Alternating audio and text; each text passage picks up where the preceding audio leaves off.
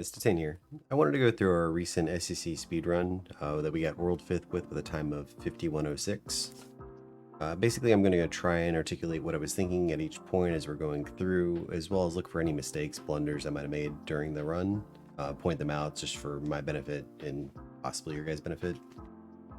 Anyway, here we go.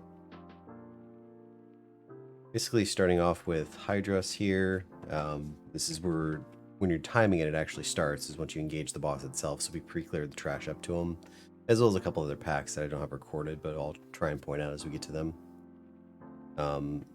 You'll notice I have the chicken equipped right now, as I'm an engineer, and all of our engineers are going to do this to try and get that at least pre-popped before the run starts, just to get that little extra boost at the beginning.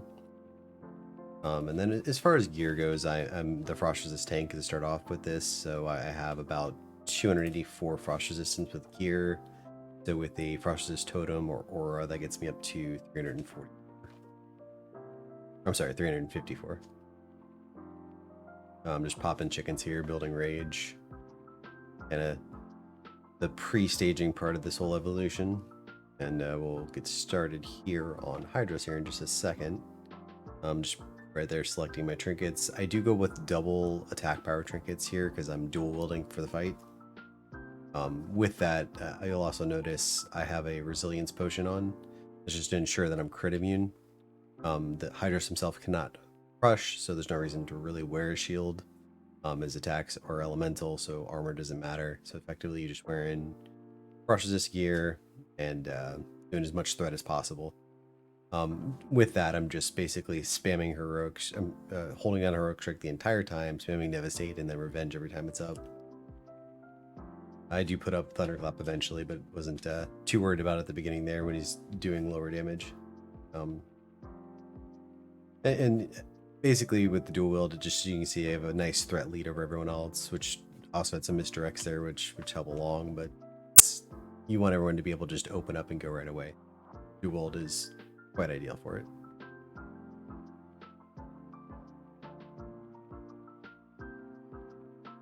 And then as far as going over the gear itself, so I do wear a lot of PvP gear for my threat set. So I'm going to be using the belt, the bracers, and the boots. You can do the neck, but I'm already low on hits in the resilience gear as it is, so I just do my hit defensive neck. Actually, no, in the frost resist gear, it's frost resist neck. And you see I get a little bit low here, got scared, almost died, but it popped last stand, just trying to be reactive to that. I believe I hit the health stone as well. Just gotta feel those incoming damage spikes coming and hit them as soon as you can. From this point out, I just switch over to Berserker stance and just start doing damage, trying to get the boss killed. We Warlocks were very much on point, immediately banished everything going on there, but if anything gets loose, you know, pick it up, help out. If nothing else, could give you some extra rage for execute.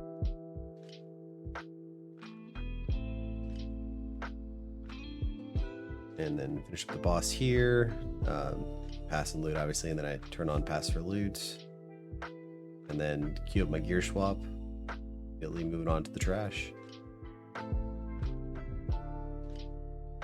Something I typically try to do though is help mark up the trash. We switched up the order that we're killing this trash a little bit than what we typically do, so it was a little delayed in that first one, but I believe I get the rest of them marked up pretty quickly. Big thing with the honor guard here is you want to make sure that you keep him pointed away from all the melee. He does do a big cleave that hits pretty hard, and you don't want to hit anyone else. And pretty much as soon, well, I left a little early there, but as soon as he dies is when I try to get to the next pack and get it marked up. And I didn't mean to pull aggro on that guy, so I wanted to bring him back to the group there.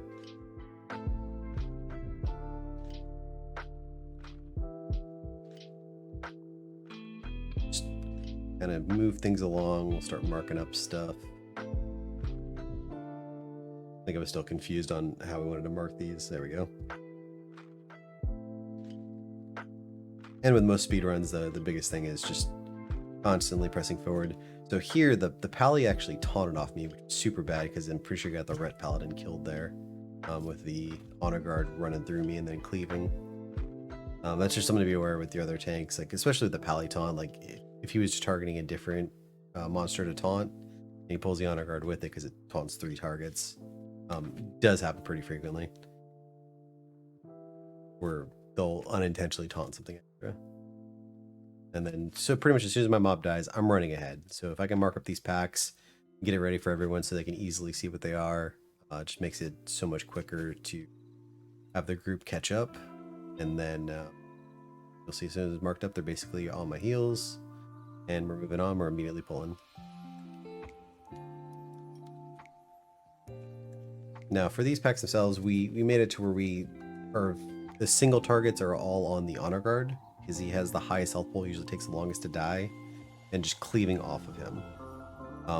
With that, you know, I'm gonna have solid aggro on him, be way above everyone else, and then the paladin and the druid are getting everything else. The druid's getting the shatterers, paladin all the other ones from that point. So just seeds are flying out. Cleave is full on strong, you know, elemental totems or fire nova, all that kind of stuff is, and it just makes it to where everything dies about the same time, because you really don't want to just have like 1 or 2 mobs left. You want to kill everything together as quick as possible.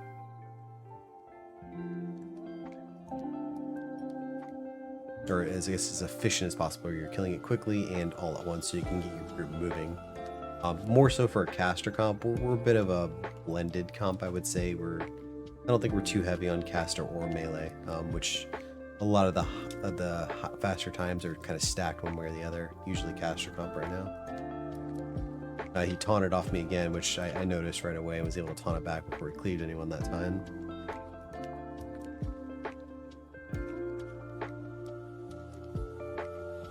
Throughout here, I definitely need to make better use of my trinkets. I did not use either of these trinkets in the last 2 pulls. So that's something that I should be using, at least, you know, one alternating it, and then maybe right before we go down to Lurker, you know, make sure I have both my trinket slots up, but I can always swap around trinkets too. So it's a little bit inefficient to use those a little bit more. I also didn't throw a grenade that last pack. I didn't see if the timer just came up though. So I should have probably thrown another grenade there for a little bit extra AoE damage.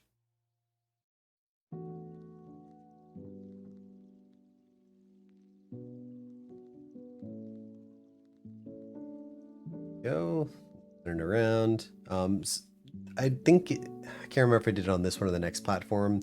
These honor guards will randomly knock you up, and when they knock you up, they'll knock you back a little bit, and then they'll walk towards you, which typically pulls them out of the AoE. So you want to bring them back into it. With that, you don't really want to face them, so that, you know, avoiding cleave obviously, so you can kind of walk through them and push them. And our enhancement forgot to throw down Tremor Totem here, so it just got stuck in a fear. Thankfully, the honor guard kept swinging around to me instead of turning around and blowing someone up. Yeah, I think it's the next one that knocks me up.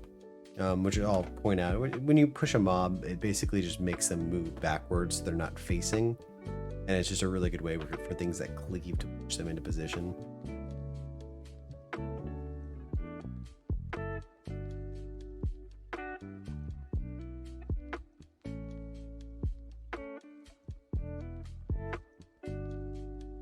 What I think I'm about to do here, so I kind of walk into the middle of his model and then he'll scooch back. All right, there you go. There's a knock up. Walk basically inside of them. Sometimes they'll spin around, so you got to kind of get used to doing it to where you're pushing in the right spot. Oh, I believe this is the last platform, so I'm gonna have trinkets up so they're on good timers right now. I can probably make better use of potions on Trash. I was trying to use Mighty Rage on Trash, so I'd have more rage to start off with, and was not very efficient at that. Do a little better job of using more potions.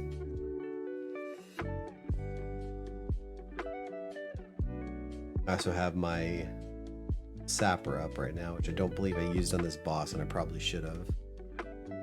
Probably should use 2 Sappers on the boss, because it's between the Super and the Goblin, it's only 2-minute cooldown between them.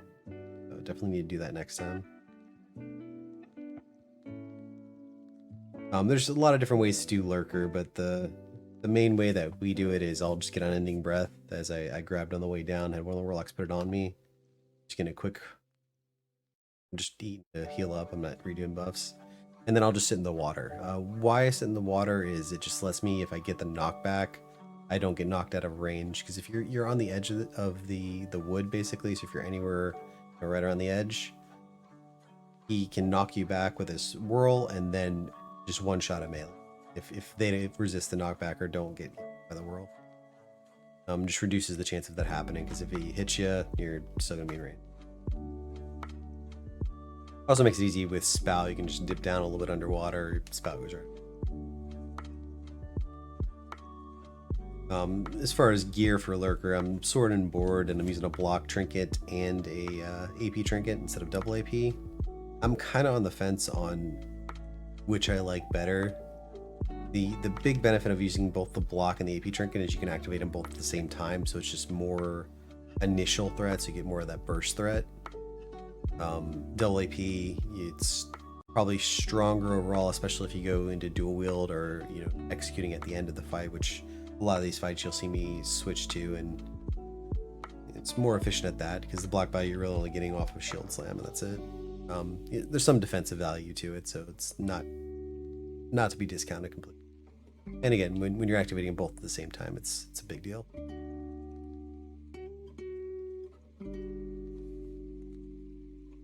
Ooh. And I'll just restart the video. Back to where we were.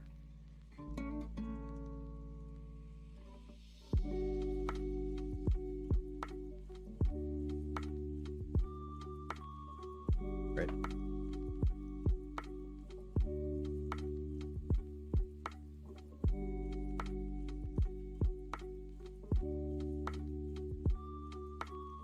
Alright, there we go. So first submerge phase. Once he submerges, I'm assigned to this ad. You get the 3 ads. I think what we were trying to do is stack all 3 together, but the paladin didn't bring his, and the melee just absolutely knew the first one, so it's nowhere to be found. Ideally, we would have brought the other 2 there and cleaved the last 2 down together. Something that's good to note is once you kill all of the ads, Lurker comes back up. So a lot of times you'll just CC the ads on the side because new ones will not spawn. But as far as speed's concerned, you want to kill him just to get him to come back up faster. So you see there's 20 seconds left to emerge and he's already back up. I'm just going to immediately spout as he does. I just dip underwater. I believe I switched to dual wheel here. Thought I should have. I should have definitely swapped to dual wheel and just gotten some extra damage in. No reason not to. He's not attacking during this point. You just gotta throw a shield on before he stops to see shield block up. And there you go, with the knockback still in range. Don't have to worry about him randomly one-shot into melee.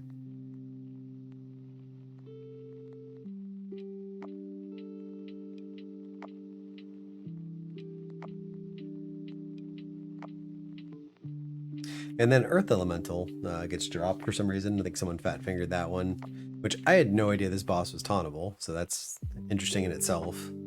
Just always assumed he wasn't, but I guess seems like he's tauntable. Goes into Spout, I immediately switch to Berserker Stance and just start executing dual wield, which we're able to finish him and burn him through this one. So free damage, always take advantage of that. There's no reason to not switch over to dual and just execute spam. The only thing I didn't mention is I did switch to Gift of Arthas. I should have done it on the trash. If not, I definitely did before the boss. It's just extra melee damage for your group. And if you're not, there's no other really great Guardian Elixir. I mean, you can do the stat one, but it's, again, the melee damage increase is going to be much more beneficial to the raid overall. And then for my main elixir, just agility for the crit and agility. And then throughout this trash, I believe I keep the same gear set on for the most part. I'm just going to have a block value and a Bloodless Brute to an AP trinket. I might switch that block value out for AP at some point. I value them very, very equally as far as burst threat goes. It's just what you want to have on for a situation. You can obviously trinket swap as you're going through trash. I am doing a very terrible job with my trinkets. That's something I'm going to have to improve. Because I should be activating these going through trash. There's no reason not to. It's just going to be a better better damage, better clear speed. To the right, which I didn't actually mention, was some of the other stuff that we pre-cleared before. It's just not required for speedrun, so we pre-cleared that to get it out of the way before we started. You get Baron there's grabbing this guy, bring him a little closer, gets the raid so that the range can catch up and get damage on him. Typically with these Boglars, we'll try and spread out around them. I always try and face him away as much as possible and then kind of get him into the middle of the raid. If he does the targeted ability, this allows it to not hit as many people, if we get a better spread. Forkwake's obviously just going to hit everyone, so it's just a big healing test for the most part. Let's see, we got green stuff, so you just want to get out of it. Just intervene out of it so take less damage. This is a little bit dangerous because sometimes people get caught on the other end. We did at one point on a different clear have people, or healers specifically, get caught on the other side, and we did a pull and it ended up very badly because our paladin tank went down.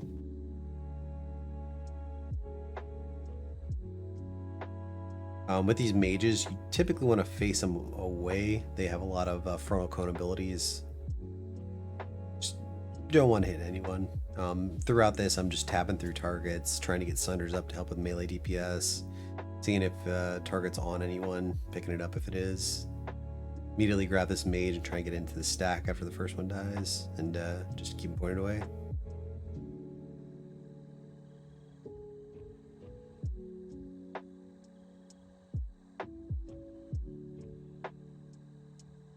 Okay, moving into this trash, mind control packs. I think either Baron or Sync gets mind controlled here. We had to do some extra pickups. Might be confusing that with a different one though.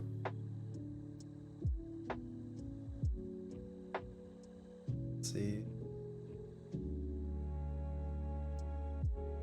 And again, I need to use more explosives. My explosive cooldown up right now. I could have been using it.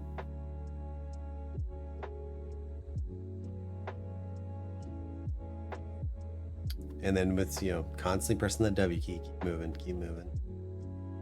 I didn't have anything, so I wanted to go up, marked up, and start pulling it.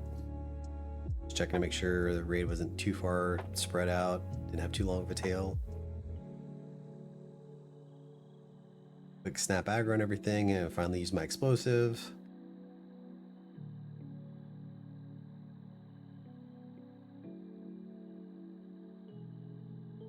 Just leap away, get the next thing, drag it into it. Again, want to get this mage into the group and then spun around. And I think he just didn't want to move after a while, just sat there and kept casting. He wouldn't move anymore, so we drag everything back on top of him.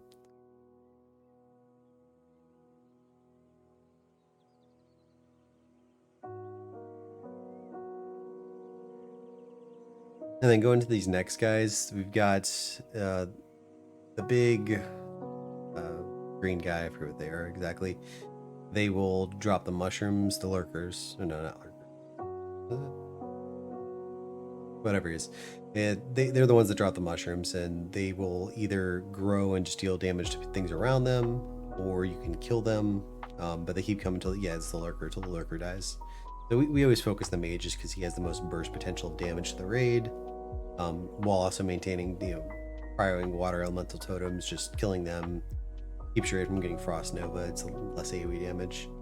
You'll see seeds constantly going off, and we don't move away from the mushrooms. We have enough AoE damage going on that we're pretty confident they're just going to die before they're any real danger to us. So basically we just go to the mage, then round to the lurker, and just keep going.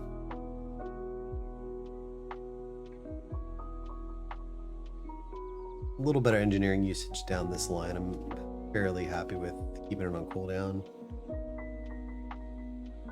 Trinkets as well, I've been using them more consistently. Gotta keep that up. I think we lose someone on this. It was a shield bearer. They have such a huge burst that they can do with those shield bearers where they'll toss their shield and charge someone, and if they melee attack on top of that, they tend to kill someone.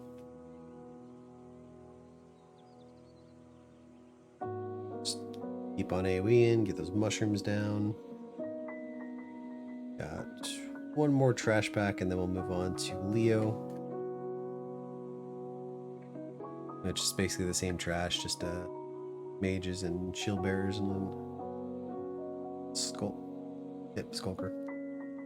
And then for Leo, you'll see me here in a second. I'm going to switch out my gear. I'm wearing mostly DPS gear for Leo. He does not hit very hard if you're only taking the human form of him. The caster form is obviously just spell damage. But we have our paladin switched to fire resist gear for that, and he ends up tanking him. A lot of guilds use warlocks, perfectly fine. We just, in our setup, it worked out where we could have just one of our tanks, specifically the paladin tank, do it, because the warlock can do much more damage, not in fire resist gear. And that's just a determination we made as beneficial. As far as the gear I wear, I'm in mostly DPS gear, but you want to still make sure you're crit immune. It's very important.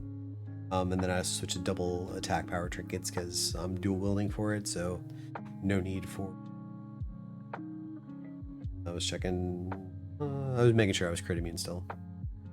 It's always paranoid about that. Built these setups ahead of time, but then make sure I didn't screw anything up or everything got equipped from item rack. I think both Baron and I went after the same target initially. I think he switched over to Skull. So we stack up 2 of these, get some cleave going, getting Sunders up and back into cleave range. Then I'm just going to try and keep a full rage bar so I can immediately unload on Leo when he activates.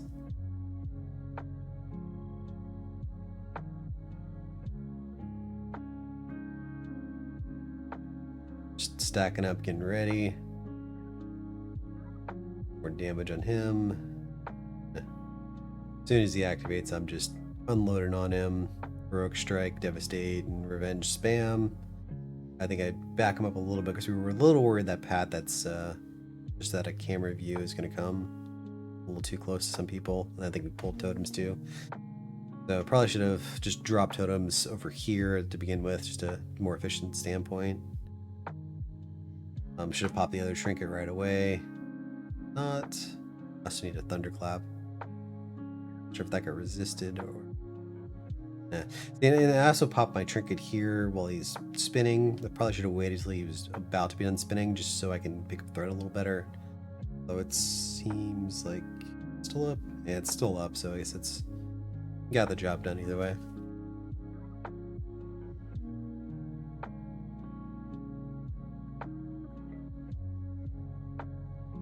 And again, I should have sappered here because my engineering trinket's up. Free damage, no reason not to do it. Especially when picking up Leo, I should have done it.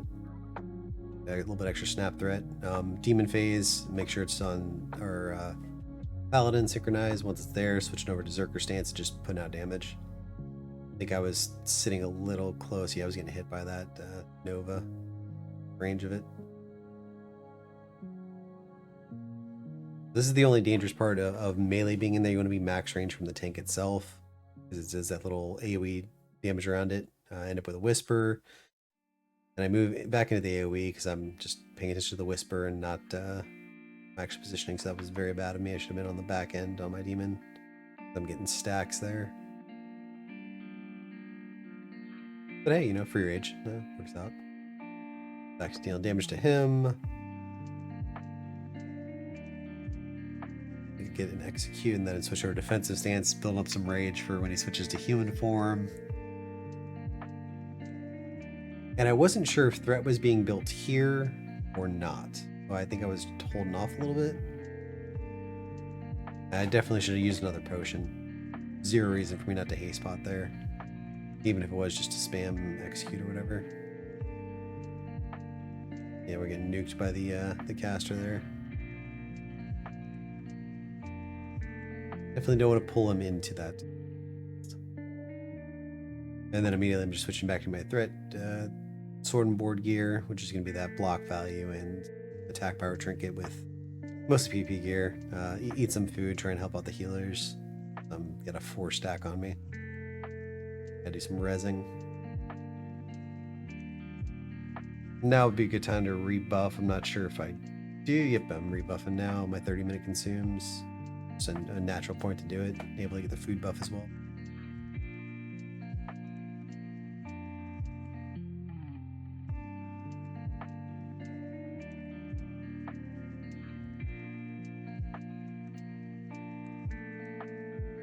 Yeah, I should have potioned here because I didn't at the end of the boss, so definitely up my trash potion usage. The potions and engineering is my big takeaway of what I've seen so far of things I need to improve on. And then I know this next boss has got an issue that I had as well that I'll have to pick up. See, our arms warrior does a shit ton of actually he was fury this time, does a shit ton of trash damage and was pulling threaten a few things, so just tab around, try and help out the other tanks as well to pick up everything. Gets on DPS, just taunt it.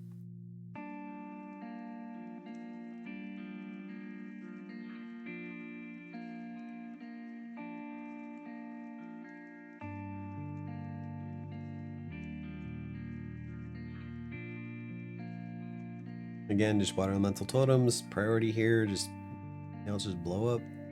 Taunt off if it's on DPS. You see a lot of times we'll end up double taunting. It's just we're trying to react quicker and not the most efficient way. Which usually doesn't burn us, but every once in a while we'll end up not having a taunt up and need to taunt something. Everyone does it.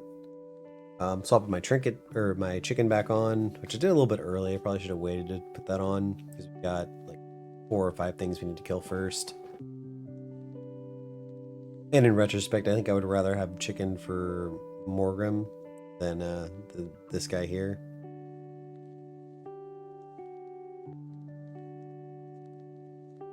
Well, I don't know. We want a double stack chicken, so so Leonide in my group is doing his chicken, so I want to get the double stack whenever possible.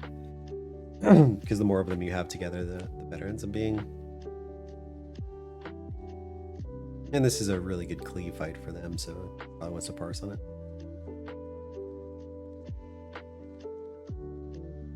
Yep, just pulling these guys. This is not the one that pats the door, so we wanted to pull a little farther back, so we didn't double pull, but I believe we ended up double pulling anyway.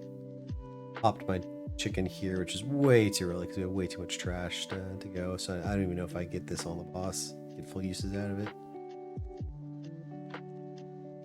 It's probably going to fall off by the time. Probably still be like a minute left. And here comes the second one. Grab it. Should have sappered here, like 2 targets. Sappers up. Should have absolutely used it. Probably should have potted as well. Definitely got to improve that usage. Should queue up a trinket swap at some point here. There's no real reason to keep the chicken on after I popped it.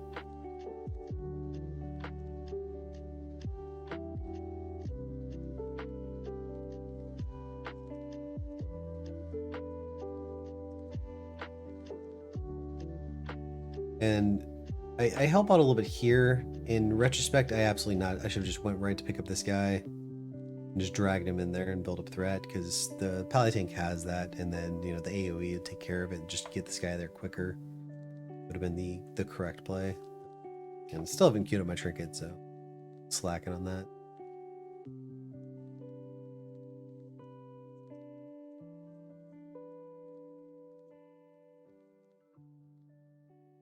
And as the guys, is a big reason you want to pull it into the group so that if it targets someone, they can just get to a wall, everyone get to the other side. A lot less raid damage. And then the green stuff, I definitely sat in that way too long. And this is what I was talking about, where we get separated. We didn't want to pull anything because half the raid is behind. You can see it on the mini map where you got half the raid way in the back for no good reason. Well, I guess obviously I want to go across the green stuff, but we need to push forward whenever that drops. It's something to be aware of when you kill these guys, to be ready to move forward as opposed to backwards. I think this guy does green stuff as well, but they're able to go around the pillar instead.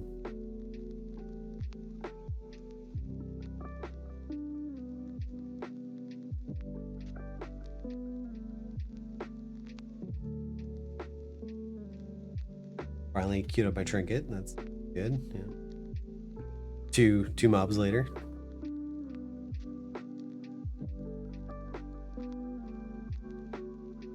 Yep, green stuff again. Get out of it. Now, normally if it was blocking the healers, we want to wait, but I knew they could get around the pillar, so I just immediately pulled back to us. I don't like... Usually I would like to pull it all the way to the group, but I knew I was going to have a misdirect, so I wanted to get a couple hits on him so that, you know, random shaman over is not going to run up and get one shot because they're going to rip off me.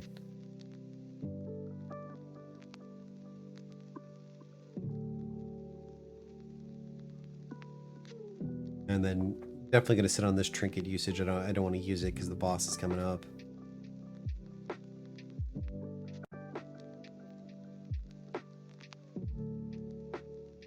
Should have definitely thrown that grenade at some point. I'm on repeat. Yeah, engineering, need to improve it. Got it. So for Fathom-Lord, same gear as like Lurker and all the ones where we're sword and board. Only difference is I'm doing double AP on this one. I really could have done the shield one. I'm taking 2 mobs, so I think I valued the AP a little higher because of the cleave, but it's probably about the same. Here's the biggest blunder I think I had of the night is I lost aggro immediately. I didn't have any misdirects, which is rough in a warrior when you're picking up 2 mobs, and then you've got to you know, hold off a cleave. Leo pulls here and gets killed. I think I was screaming out for him to get a bop at that point, but they just one shot by the boss. It's just I think I'm gonna ask for at least 1 misdirect in the future, because if we want to immediately start cleave, it's just, as a warrior, not the greatest thing to build up a high threat on 2 different targets right away. The boss himself hits pretty hard. Karathress is okay. And I definitely should have focused more of my threat right into the boss, because if Leo pulled Karathress, probably would have lived, probably would have been healable. So that's a big blunder on my part. I believe I opened up with a sapper. If I didn't, that would have been a way to do it as well. It's definitely going to pump more threat to the boss himself, because he's the most dangerous mob there. Anyway, we just pulled through. We did pull the healer out. You'll see on the mini-map the paladin has over here, which is a shaman healer. And then we kind of keep the Swarbat to bait heals. Just keep on killing the boss. Now we're in the nuke the boss mode and kill Spitfire Totem. Doing as much threat as possible. Spitfire Totem killed. And stay alive. That's it.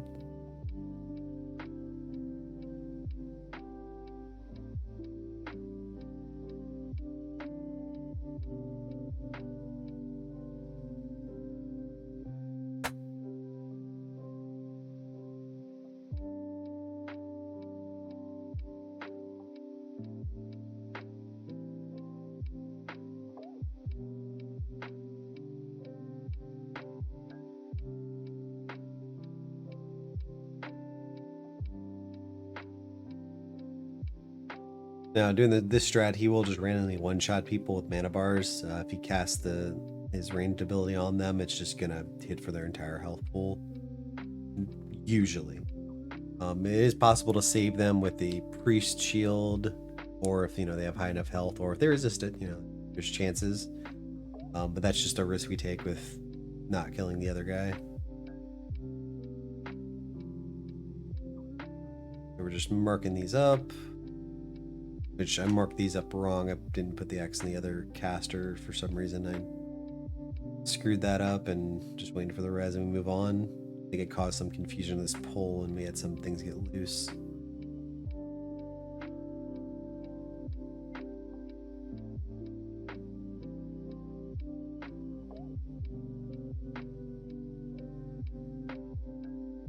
Star, and then what else am I targeting? Skull.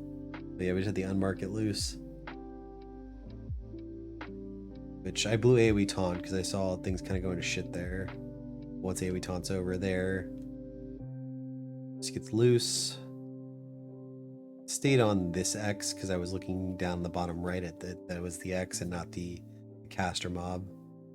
That was a bit of a blunder. We put a skull on it. Synchro has it. Gets on hands. Then I taunt. Did I taunt back? No, I switched targets. Yeah, that's on Leo. I think we both, yeah, Baron and I both taunted there. Just let him have it. No reason for him not to tank it. Again. And then we're just dragging it along. I believe we got Murlocs coming up around the corner. Yep, we should have Murlocs over here.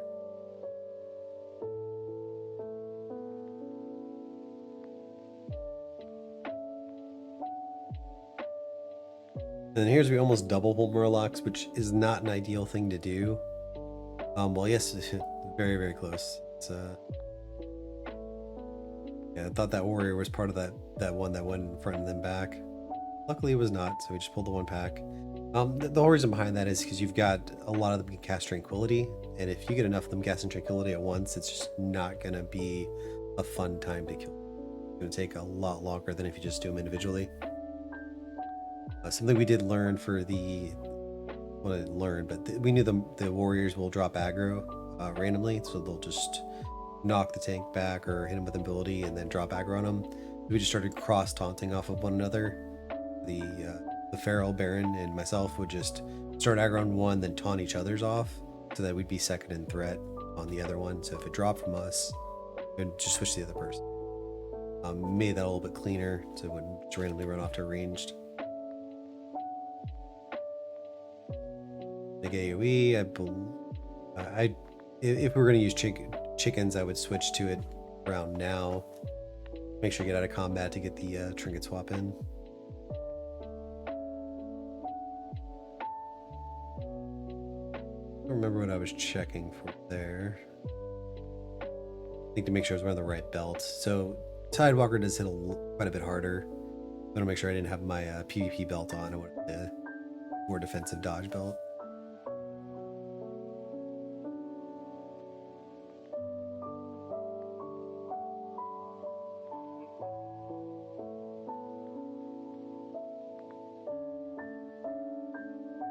So I had a sapper up and I didn't use it.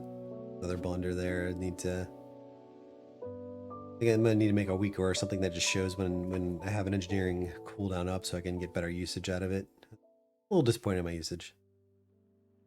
As if I haven't said it like 20 times already. There we go, finally used it. At least I've been potting a little better in this hallway, so good. I have a potion coming up here again, but we're within 2 minutes of pulling Tidewalker, so I don't want it.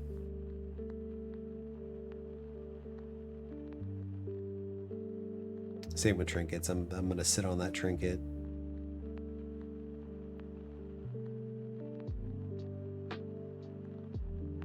No, just a couple of things with the AoE in general.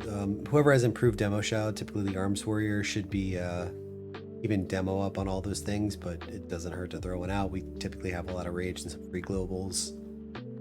No reason not to double cover that, and then thunderclap as you can. Just keeps damage down, reduces the chance they're gonna switch to a clothy and do a lot more damage to them. Get a pretty good misdirect onto Morgrim to me. Got about 6k off that, and then just right away go to haste pot and just start building the most threat I can. So haste pot and trinket combined, and then as soon as that other trinket's up, which is a little past the cooldown, I'm gonna hit that as well.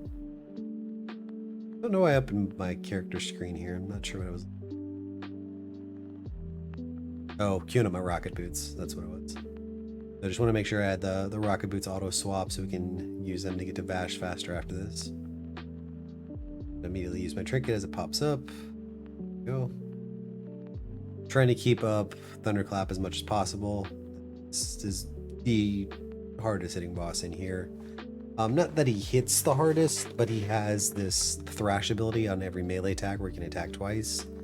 And if you get that combined with, you know, Earthquake or Tidal Wave, it can be a big burst of damage. 12, 13k worth of damage. It's just a little scary. So you don't want him to get like a double attack. You only get healed for, you know, 3 or 4k, and then he gets another double attack and then a tidal wave. Get to be a very dangerous scenario, which I think does happen here at some point relatively soon. And then I pop shield wall just to make sure that I live through it.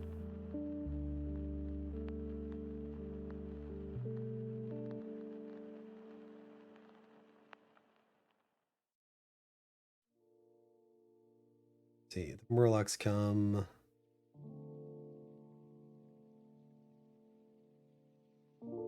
I'm down last stand already, so I don't have that for this fight, which I wish I did. I really like having last stand for this guy, just a lot more breathing room. Do have Nightmare Seed though, and Hellstone. Here's where I pop Shield Wall, I'm sure. Yeah. That was just, I got that double attack and then the Earthquake. We lost 2 healers. And not rewinded and out. Yeah, so we lose Just Pink, and I think Mega gets killed, just an Angel there, and then Pentax gets killed. Actually, lose no, that's an Elemental. So lose 2 healers and an Elemental Shaman. Lose Iron Thorns as well. Yeah, he lives. Yeah, just a big burst of damage, losing 2 healers, and then I was getting low. I got that double hit. It's just a decision to shield wall there. I believe I got super lucky and had a bunch of dodges and misses on top of it, but I did take 1 hit, and having it shield walled, it hit me for, you know, way less than it would have otherwise. So it's just that's your real reason for bringing a warrior, for that powerful cooldown, just to have in case you need it. And you can also play it around the powerful. It's nice to have. My Sapper's up, and I haven't used it yet. I think I was still a little afraid of my incoming damage there. Hopefully I use it before the end of the fight. Thunderclap getting resisted, of course. Finally get it up here. Yep, there it goes.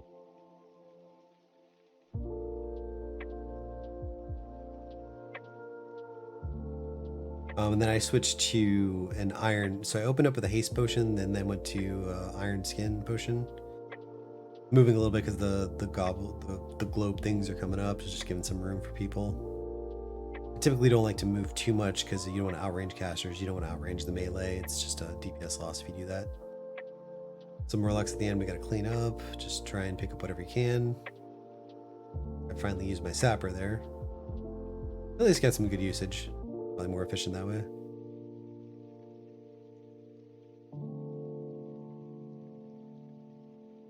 Yeah, the Pally Tank will get most of them. Just taunt anything that gets loose. Sunder, just to have higher melee damage. Or Devastating Arcane. Alright, my boots are equipped. I was just checking that. We're running over to Vashj. So this is part of the stuff that you can pre-clear. So we have a straight run ahead, or I think we have one more pack and then a straight run ahead after that. Yeah, we're just gonna kill these guys. But we're able to clear the stuff behind it on the way to that.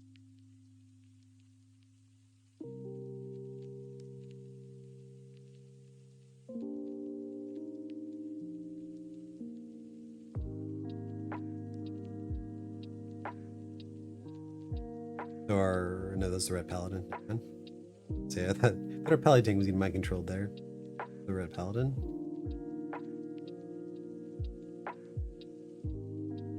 Always try and get stuff stacked and face the same way. It's just going to help melee get onto the backside so they're not getting parries and they can cleave more efficiently.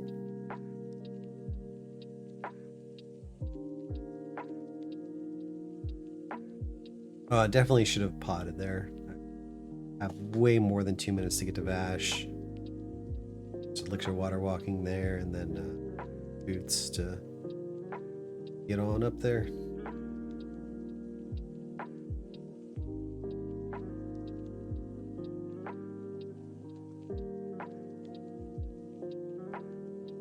Boots back. We're moving on to Vashj.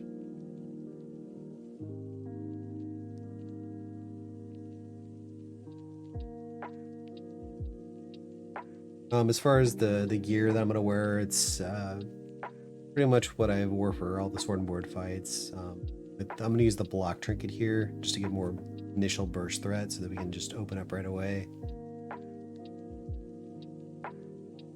Double AP would have been fine too. This really comes. I'm kind of torn. I do like to have the block and the AP together. It's a little more defensive, and just activating them both is just so strong for burst threat. There's the stopwatch I was going to pull out to time the run that I remembered literally at the end of the run. Though I did get it going for TK about a minute late, but at least the time TK. Just Just redoing buffs, making sure I got over my 30 minutes, see if they fell off. Actually, when did they fall off? They fall off in Morgan by chance? Oh no, they haven't fallen off. It was just because I did the elixir water walking. The elixir water walking, which takes away your guardian elixir. But I also only have, looks like 10 minutes left. 12 minutes left on my 30 minutes, so might as well renew them. It's a bit of a long fight. Yep, repopping all the 30 minutes. I think I tried to get food, but we wanted to pull a little quicker, so I didn't get it off. I should have immediately started eating. I probably could have gotten it off, but I was distracted. Making sure I had the right gear. There we go, the block value trinket. Should have immediately started eating. That was plenty of time there. And they just wanted to go, so no food buff. Well, 11 minutes. I should still keep it the whole time. Not for most of the time.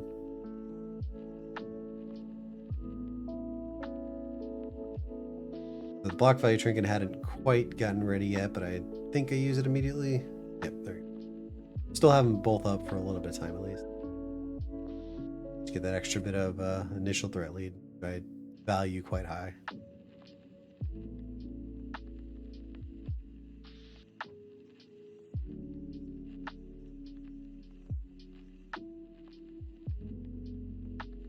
You'll notice I'm just getting Chain Blessing of Freedom spammed on me for the most part, just to prevent me from getting rooted so that Vashj does not move. Which, it falls off there so Vashj moves away. Had I had Freedom on me, she would not have moved at all. It's just that melee immediately couldn't attack there for a second, so just try and get right back into position. Keep a high damage uptime on her.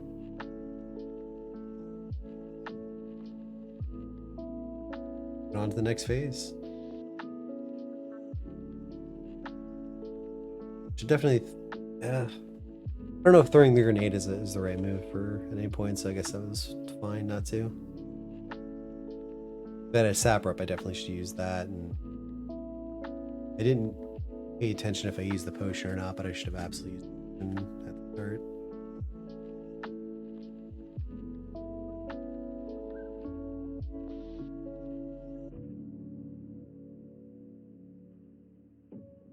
And this is a bit of a drawn out phase. Just gotta get to the my assignment here is just the Nagas as they come up. I'm picking them up, dragging them to the middle, let the melee cleave them down or kill them, and then move on to the elementals that are all around. Now these guys do cleave, and they cleave hard, so you try not to drag him over people, but at the same time I need to get him to the middle, so people need to move out of the way. Gotta find a balance. And we're just blundering through these guys. I probably should have helped out a bit more with water elementals instead of just standing in the middle. Got a solid 15 seconds before I need to be back.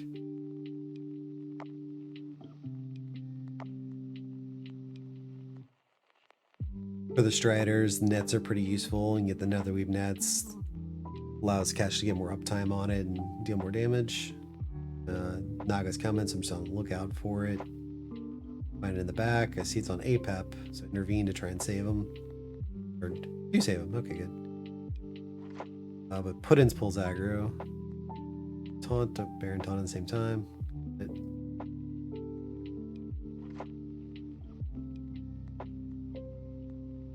I should be blowing my trinket here. I don't know why I haven't yet. Or did. Should use the trinket there, because I got plenty of time before I'll need it for Vashj. Phase 3. And definitely gotta run out and do some elementals. Or I could also stun the Strider. We usually use a pally stun, but I mean, if I've got this free time, I can definitely run over there and hit a concuss. Lead, get him middle. There we go, finally use the trinket.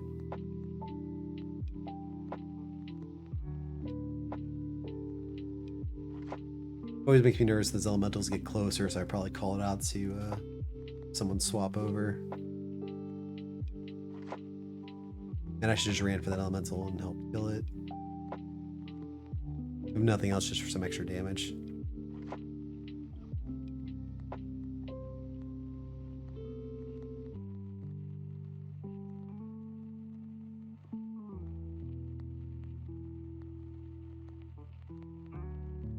And on the eye out for the next Naga. There it is.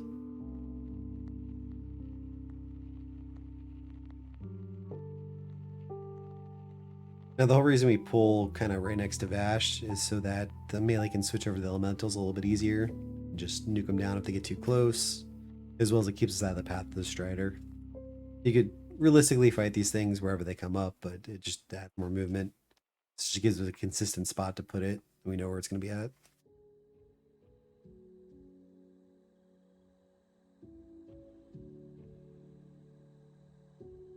But now with one beam left to close, I'm probably not going to use my trinket on the next Naga. Saving it. I'm also going to want to save Rage towards the end, not at the beginning. I'll pick it up and get it to the middle, try not to cleave anyone. I get a decent amount of threat on it, and then I just want to save Rage at that point.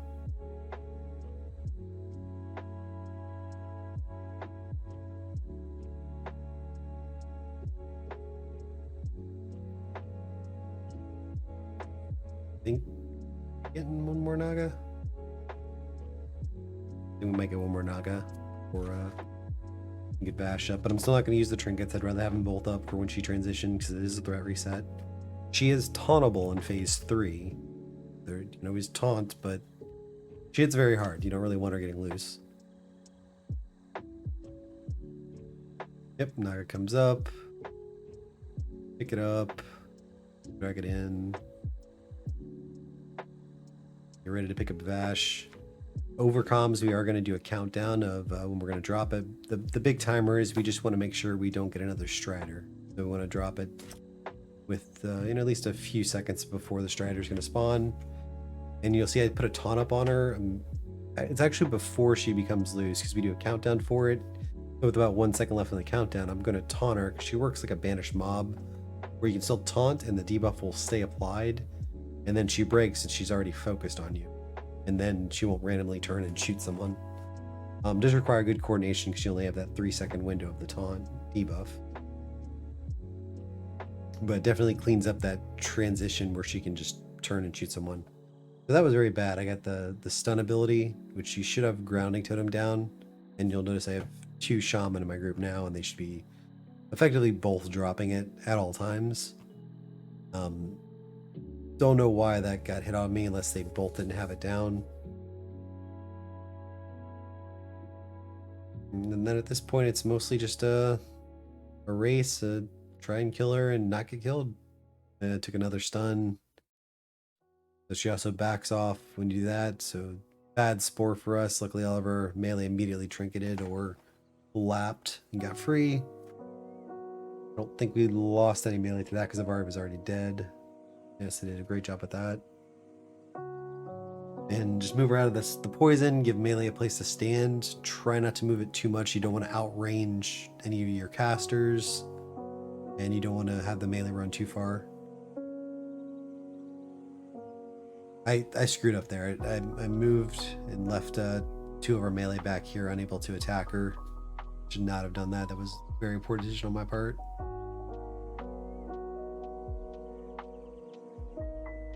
Other than that, it was a mostly clean kill. We had a couple deaths.